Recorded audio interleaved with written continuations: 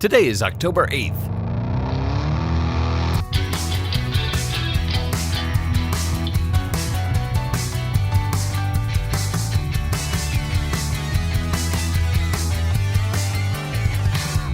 It's the 282nd day of the year, and this is the On This Day podcast.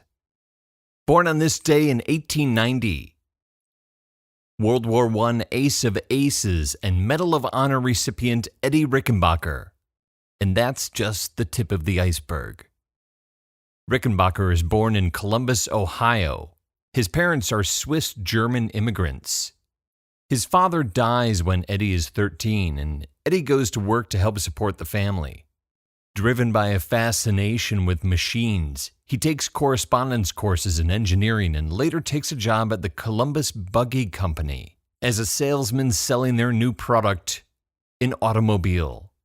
Rickenbacker is a people person, a natural salesman, and he sells the bejesus out of those cars. He then joins up with designer Fred Duesenberg in 1912 and then segues into a career as a race car driver. Rickenbacker becomes famous as a member of the Peugeot racing team and then the Maxwell race team. He races cars, competing in the Indianapolis 500 among other races until the breakout of World War I. In 1916, he's in California for the Vanderbilt Cup race when he happens upon a guy in a field who has an airplane. The guy in the field is Glenn Martin. He's recently started an aviation company, which later will go on to become Lockheed Martin. Back then in 1916, Rickenbacker strikes up a conversation with Martin and finagles a ride up in his plane. The moment they take off, Rickenbacker is hooked. He sets his mind on pursuing flight some way, somehow, somewhere. He heads off to France the following year, 1917. The U.S. still has yet to join the war that's been raging for a couple of years there in Europe, but Rickenbacker plans to fight nonetheless, in the air. He begins pilot training with the French alongside other Americans who are eager to join the battle.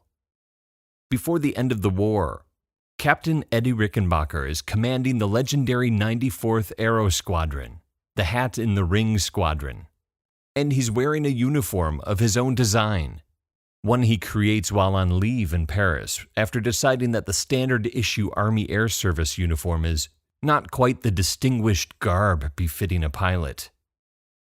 In May of 1918, Rickenbacker becomes an ace when he shoots down his fifth enemy airplane.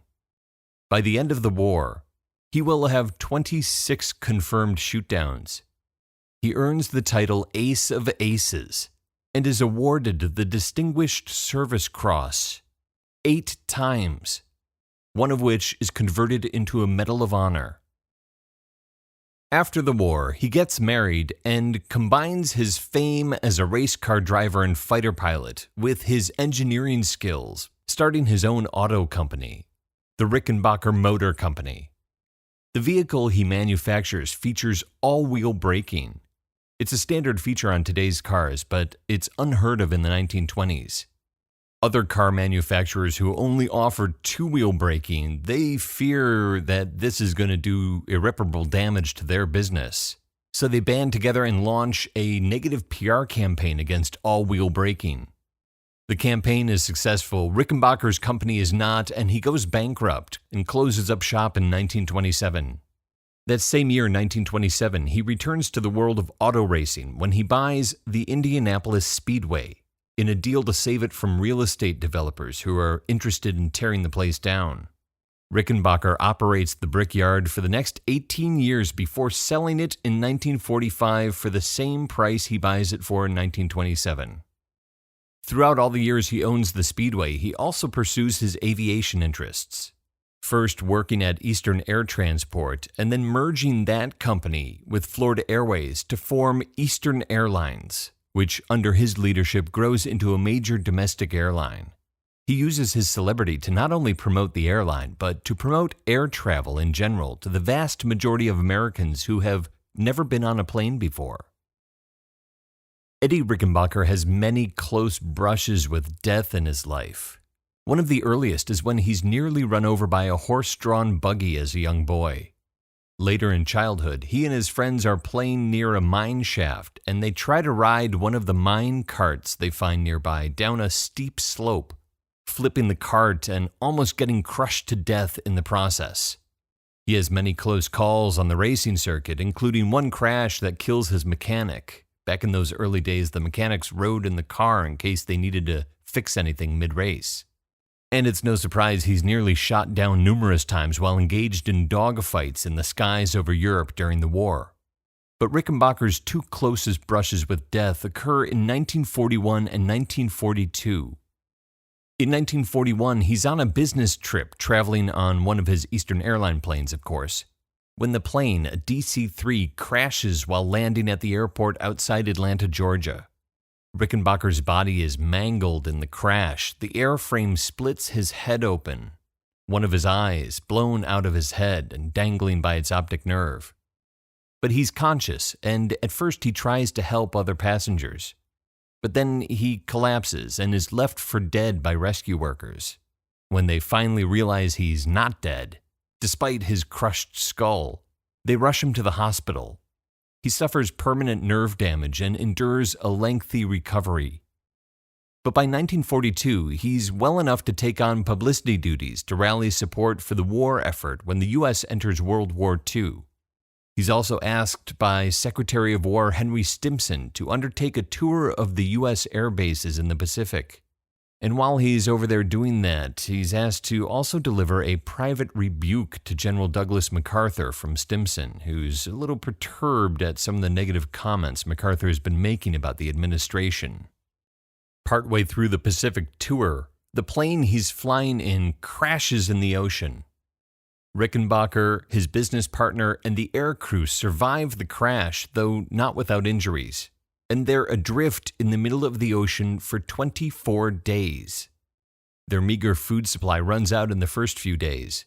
And then, about a week into their ordeal, a seagull lands on Rickenbacker's head. He very slowly grabs hold of it, and the crew uses it as bait to catch a handful of fish. Once again, Rickenbacker is believed to be dead, as reported in banner headlines in newspapers all across the country. But his wife convinces the Army Air Force to keep looking for him. When they are finally rescued, they are all dehydrated, malnourished, and severely sunburnt. Nonetheless, Rickenbacker continues on to meet with MacArthur and complete his assignment for Secretary Stimson.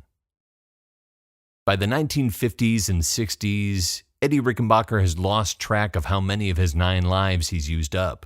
So he focuses on his gig as CEO of Eastern Airlines. And on the side, he also becomes a popular public speaker, talking to groups all across the country about his passions, American values, the future, innovation, and cutting-edge technologies.